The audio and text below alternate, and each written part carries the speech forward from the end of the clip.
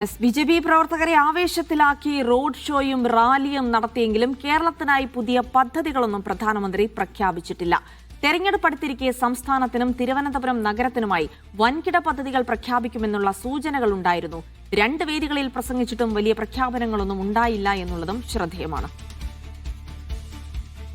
രാഷ്ട്രീയ ആരോപണങ്ങളാണ് മോദി പ്രധാനമായും ഉന്നയിച്ചത്. അതിൽ LDFന്റെയും UDFന്റെയും പേര് പറഞ്ഞുകൊണ്ട് അഴിമതി നിറഞ്ഞ ഭരണമാണ് ഇരു മുന്നണികളും കാലാകാലങ്ങളായി കേരളത്തിനായി കാഴ്ചവെച്ചിട്ടുള്ളത്. NDA തെരഞ്ഞെടുത്താൽ അത് മാറി പുതിയ പ്രതീക്ഷയുള്ള ഭരണം വരുമെന്നും അതിനായി BJPയെ തെരഞ്ഞെടുക്കണമെന്നും മാറ്റത്തിന്റെ തുടക്കം തിരുവനന്തപുരം കോർപ്പറേഷനിൽ നിന്ന് ആരംഭിച്ചുവെന്നും കേരളം മുഴുവൻ അത് വ്യാപിക്കും അടുത്ത ഈ തെരഞ്ഞെടുപ്പിൽ കേരളത്തിൽ ഭരണം പിടിക്കാൻ BJPക്ക് കഴിയുമെന്നുമുള്ള നിരവധി അവകാശവാദങ്ങളാണ് പ്രധാനമന്ത്രിയുടെ പരിപാടിയിൽ ഉണ്ടായിരുന്നത്.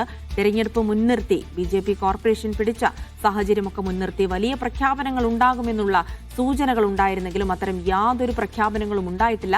നഗരവികസനത്തിന് സഹായം നൽകുമെന്നുള്ള ഒരു പ്രഖ്യാപനം മാത്രമാണ് മോദിയിൽ നിന്നുണ്ടായത്. വിജിൻ വായന്തോട് വിവരങ്ങൾ നൽകും. വിജിൻ, മോദി കേരളത്തിലെത്തുന്ന സവിശേഷ സാഹചര്യം കൂടി കണക്കിലെടുത്താണ്. അതായത് ചരിത്രത്തിലാദ്യമായി തിരുവനന്തപുരം കോർപ്പറേഷനിൽ BJP ഭരണം പിടിക്കുന്നു. അതിനപ്പുറത്തേക്ക് നിയമസഭാ തെരഞ്ഞെടുപ്പ് വരാനിരിക്കുന്നു. ഇതൊക്കെ മുന്നിൽ കണ്ട് വലിയ പ്രഖ്യാപനങ്ങൾ പ്രധാനമന്ത്രി നടത്തുമെന്ന് പ്രതീക്ഷിച്ചിരുന്നെങ്കിലും ഒരു പ്രഖ്യാപനവുമില്ലാതെ വെറും അവകാശവാദം മാത്രമായി മോദിയുടെ പരിപാടി മാറി.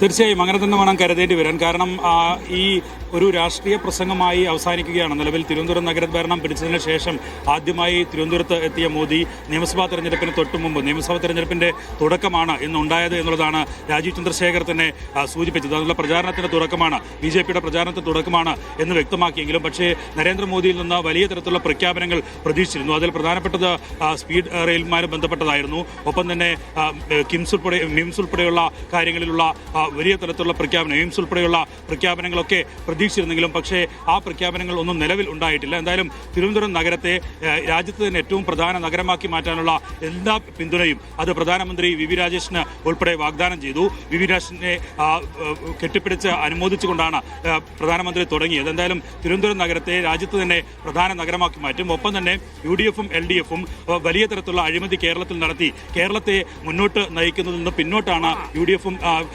LDFും നയിച്ചത് എന്നുള്ളതാണ് പ്രധാനമന്ത്രി വ്യക്തമാക്കിയത്. ഒപ്പം തന്നെ ഈ കോൺഗ്രസ് ഒരു ഭാഗത്ത് വർഗീയ ശക്തികളുമായി കൂട്ടുകൂടുന്നു, മുസ്ലിം ലീഗും ഒപ്പം തന്നെ മറ്റ് വർഗീയ സംഘടനകളുമായി ഒക്കെ കൂട്ടുകൂടിയാണ് കോൺഗ്രസ് മുന്നോട്ട് പോകുന്നത്. ഒപ്പം തന്നെ LDF കേരളത്തിൽ ഒരു തരത്തിലുള്ള ഭരണ നേട്ടവും ഉണ്ടാക്കുന്നില്ല, വികസന പ്രവർത്തനങ്ങൾ നടത്തുന്നില്ല, അടിസ്ഥാന വികസനം പോലും നടത്താതെയാണ് LDF മുന്നോട്ട് പോയത്. അതുകൊണ്ടാണ് കൂടുതൽ വികസനം കേന്ദ്രത്തിൻ്റെതായി കേരളത്തിലേക്ക് എത്തിക്കാൻ കഴിയാത്തത്. ഇതിനെല്ലാം ഒരു മാറ്റം ഉണ്ടാകണമെങ്കിൽ അത് BJPയുടെ ഡബിൾ എഞ്ചിൻ സർക്കാർ വരണം. തിരുവനന്തപുരം നഗരത്തിലെ മാറ്റം അത് വലിയ മുന്നേറ്റമായാണ് BJP ദേശീയ തലത്തിൽ തന്നെ കാണുന്നത്. ഗുജറാത്തിൽ വികസനം ഉണ്ടാകാൻ, ഗുജറാത്ത് BJP പിടിച്ചെടുക്കാൻ ആദ്യഘട്ടത്തിൽ കാരണമായത് അത് അഹമ്മദാബാദ് മുനിസിപ്പാലിറ്റി പിടിച്ചെടുത്തതിന് ശേഷമാണ്. അതേ തരത്തിലാണ് നിലവിൽ തിരുവനന്തപുരം നഗരവും BJP പിടിച്ചെടുത്തിരിക്കുന്നത്. അതുകൊണ്ട് തന്നെ ഇനിയുള്ളത് കേരളം പിടിക്കുക എന്നുള്ളതാണ്. ഡബിൾ എഞ്ചിൻ സർക്കാർ തന്നെ കേരളത്തിൽ വികസനവുമായി മുന്നോട്ട് പോകും. യുവാക്കളെ ഉൾപ്പെടെ വികസനം എത്തിച്ച് യുവാക്കൾക്ക് കൂടുതൽ തൊഴിലവസരങ്ങൾ ഉൾപ്പെടെ സൃഷ്ടിച്ച് മുന്നോട്ട് പോവുകയാണ് BJPയുടെ ലക്ഷ്യം. അതിനുള്ള തുടക്കമാണ് തിരുവനന്തപുരം നഗരഭരണം പിടിച്ചത് എന്നുള്ളതാണ് മോദി വ്യക്തമാക്കിയത്. എന്തായാലും നേരത്തെ സൂചിപ്പിച്ചതുപോലെ മറ്റു തരത്തിലുള്ള ഏതെങ്കിലും വികസന പ്രവർത്തനങ്ങൾക്കോ വികസന പദ്ധതികൾക്കോ നിലവിൽ മോദി എന്തായാലും പ്രഖ്യാപനം നടത്തിയിട്ടില്ല. മറ്റ് തരത്തിലുള്ള തിരുവനന്തപുരം നഗരത്തിന്റെ വികസനത്തിലുള്ള പിന്തുണ മാത്രം പ്രഖ്യാപിച്ചാണ് മോദിയുടെ പ്രസംഗം അവസാനിപ്പിച്ചത്. ശരി വിജിൻ, എന്തായാലും പ്രധാനമന്ത്രി നരേന്ദ്രമോദി കേരളത്തിലെത്തുന്ന സാഹചര്യത്തിൽ ഒരു സവിശേഷ പദ്ധതി പ്രഖ്യാപനങ്ങൾ ഉണ്ടാകുമെന്ന് പ്രതീക്ഷിച്ചിരുന്നെങ്കിലും അതൊന്നും ഇല്ലാതെ തന്നെയാണ് നരേന്ദ്രമോദി മടങ്ങുന്നത് എന്നുള്ളത് കേരളത്തിനെ സംബന്ധിച്ചിടത്തോളം നിരാശാജനകമാണ്. ഒപ്പം തന്നെ വിജിൻ, ഇന്നത്തെ പ്രസംഗത്തിൽ അദ്ദേഹം രണ്ട് മുന്നണികളെയും കടന്നാക്രമിക്കുന്നതും കണ്ടിരുന്നു. അത് LDF ആണെങ്കിലും UDF ആണെങ്കിലും അഴിമതി നിറഞ്ഞ ഒരു ഭരണം, ഒരു കണക്കിന് തെരഞ്ഞെടുപ്പ് പ്രചാരണം കൂടിയാണ് ഇത്തരത്തിൽ മോദി നടത്തുന്നത്. കേരളത്തിലെ BJPയുടെ തെരഞ്ഞെടുപ്പ് പ്രചാരണത്തിന് കൂടിയാണ് രാഷ്ട്രീയ ആരോപണങ്ങൾ ഉന്നയിച്ച് മോദി തുടക്കമിട്ടിരിക്കുന്നത്.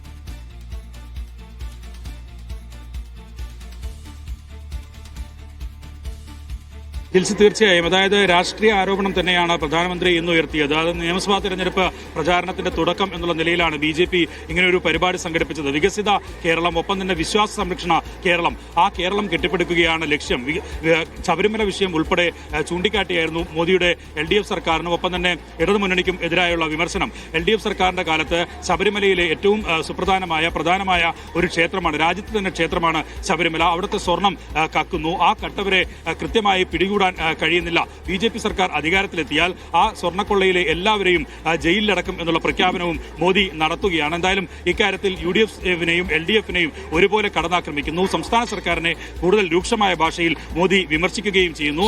LDF സർക്കാർ ഇക്കാര്യത്തിൽ ഒരു തരത്തിലുള്ള വികസന പ്രവർത്തനവും നടത്താൻ തയ്യാറായിട്ടില്ല. UDF ഒപ്പം വർഗീയവാദികൾക്ക് കൂട്ടുകൂടുകയാണ്. UDF-ഉം LDF-ഉം ഒരേ അജണ്ടയാണ് കേരളത്തിൽ നടപ്പിലാക്കുന്നത്. അതുകൊണ്ടാണ് ത്രിപുരയിലും ബംഗാളിലുമെല്ലാം LDF തകർന്ന് അടിഞ്ഞു പോയപ്പോൾ ഇപ്പോൾ മത്സരിക്കാൻ പോലും ആളെ കിട്ടാതെ ആയ സാഹചര്യമൊക്കെ ഉണ്ടാവുകയും ചെയ്തപ്പോഴും കേരളത്തിൽ ഇപ്പോഴും അതുണ്ടാകാത്തതിന് കാരണം കോൺഗ്രസും CPM-ഉം ചേർന്നുള്ള കൂട്ടുകെട്ടാണ് എന്ന കാര്യവും പ്രധാനമന്ത്രി ഉയർത്തുന്ന കാഴ്ചയും കണ്ടു. എന്തായാലും വലിയ തരത്തിലുള്ള വിമർശനം UDF-നും LDF-നും എതിരെ ഉയർത്തുകയും സർക്കാരിനെതിരെ കൂടുതൽ ശക്തമായ രൂക്ഷമായ വികസന പ്രവർത്തനങ്ങൾ നടത്താത്തതിന് പ്രധാന കാരണം LDF സർക്കാരിന്റെ ഇത്തരം പ്രവൃത്തികളാണ് എന്നുള്ള തരത്തിലുള്ള വിമർശനമാണ് നിലവിൽ മോദി ഉയർത്തിയത്.